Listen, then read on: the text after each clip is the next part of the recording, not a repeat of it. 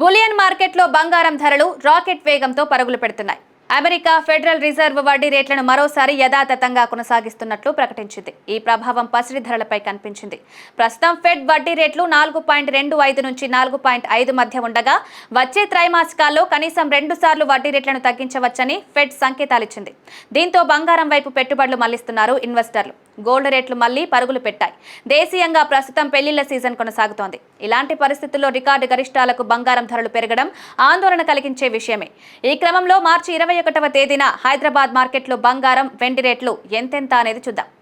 హైదరాబాద్లో బంగారం ధర వరుసగా 3వ రోజు భారీగా పెరిగాయి. 3 రోజుల్లో 24 క్యారెట్ల తులం బంగారం రేటు 1100 మేర పెరిగింది. ఇవాళ 220 రూపాయలు పెరగడంతో 10 గ్రాములకు 90,660 రూపాయల జీవితకాల గరిష్ట పరిమితిని తాకింది. 22 క్యారెట్ల పసిడి ధర 10 గ్రాములకు మరో 200 పెరిగి 83,100 రూపాయల వద్దకు చేరింది. గత 2 రోజులుగా 1000 రూపాయల పైన పెరుగుతూ వచ్చిన వెండి రేటు ఇవాళ స్వల్పంగా పెరిగింది.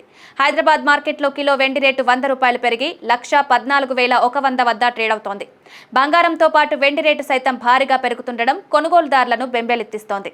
అంతర్జాతీయ మార్కెట్లో బంగారం ధరలు రాకెట్ వేగంతో దూసుకెళ్తున్నాయి. ఇవాళ స్పాట్ గోల్డ్ రేట్ ఔన్సుకు $3,043 పైన ట్రేడ్ అవుతోంది. ఇక స్పాట్ సిల్వర్ రేట్ ఔన్సుకు $33.49 వద్ద ఉంది.